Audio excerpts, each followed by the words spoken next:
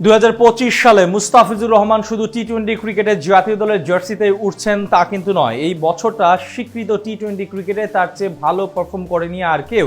বিশ্বের সব বাঘা বোলারদের পেছনে ফেলেছেন তিনি। এমনকি জাসপ্রীত বুমরা, শাহিন শাহ আফ্রিদি, মিচেল স্টার্ক সহ যেসব স্টার বোলাররা রয়েছেন 2025 সালে সবাই ইকোনমিতে তার পেছনে পড়েছেন। রেকর্ড গড়া ফিসকে নিয়েই বাকিটা শুনবো প্রতিবেদনে।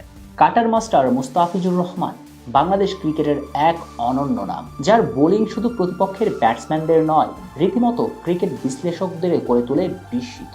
যা ব্যাখ্যা করতেও একসময় হিমশিম খেত তারা। সময়ের পরিক্রমায় তিনি শুধু একজন ভালো পেসার হয়ে ওঠেননি, বরং নিজেকে গড়ে উঠেছেন এক মাস্টার অব দ্য আর্ট হিসেবে, যার প্রতিটি ডেলিভারিতে থাকে ভিন্ন ছন্দ, আলাদা পরিকল্পনা আর নিখুঁত বাস্তবায়ন। নিজেকে এমন জায়গায় নিয়ে গিয়েছেন যে তার আসল প্রতিদ্বন্দ্বী আর কেউ নন, তিনি নিজেই। এমন একটা জায়গায় পৌঁছিয়েছেন তিনি যেখানে তার প্রতিটি ম্যাচ আর এক একটা চ্যালেঞ্জ যেন নিজের আগের পারফরমেন্সকে ছাড়িয়ে যাওয়ার। মুস্তাফিজের গুরুত্ব কেমন সেটা বুঝতে হলে চোখ রাখতে হবে এই পরিসংখ্যানের দিকে। 2025 সালে এখন পর্যন্ত বাংলাদেশ যে কয়টি টি-20 জিতেছে সবগুলোতে একাদশে ছিলেন মুস্তাফিজ। তার অনুপস্থিতিতে দল এখনো জয়ের দেখা পায়নি। এটা প্রমাণ করে তিনি কেবল একজন গুরুত্বপূর্ণ খেলোয়াড় নন, বরং দলের জয়ের অন্যতম মূল চাবিকাঠি।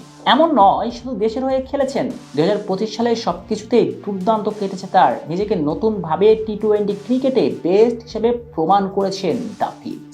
প্রতিপক্ষের ব্যাটারদের কাছে তিনি হয়ে উঠেছেন এক অব্যক্ত আতঙ্কের নাম।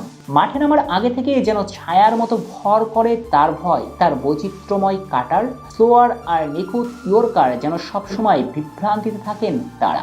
আইসিসি টেস্ট প্লেয়িং দেশের মাঝে এই বছর স্বীকৃত টি-20 ক্রিকেটে সবচেয়ে বেশি ইকোনমি তার। এখন পর্যন্ত এই বছর খেলেছেন বিপিএল, আইপিএল ও বাংলাদেশের জার্সিতে। সেখানে সবার উপরে এই অবস্থান তার। মজার ব্যাপার, সবচেয়ে কম রান দিয়া বোলারদের তালিকায় ফিজের অবস্থান একমাত্র ফাস্ট বোলার হিসেবেও। এই বছরে তার খেলা 21টি ইনিংসে বোলিং ইকোনমি মাত্র 6.12। তার পরের অবস্থানে আছেন মোহাম্মদ নাবি, তার বোলিং ইকোনমি 6.52। 3 নম্বরে অবস্থান করছেন সুনীল নারায়ণ, তার ইকোনমি 6.81। এরপরে দুটি অবস্থানে আছেন মুজিবুর রহমান ও ইমাদ ওয়াসিম। জাসপ্রীত বুমরা হতে শুরু করে স্ট্রাক, ক্যামিন্সের মতো বোলাররাও তালিকাতে নেই। বোঝাই যাচ্ছে এই বছরটা ফাস্ট বোলারদের জন্য নয়, অথচ সেখানে একাই রাজত্ব ফিজের, তাও কিনা আবার সবার উপরে নিজের অবস্থান ধরে রেখে। এটাই আসলে প্রমাণ করে দেয় 2025 সালে কি অবিশ্বাস্য পারফরমেন্স না করেছেন কাটার মাস্টার।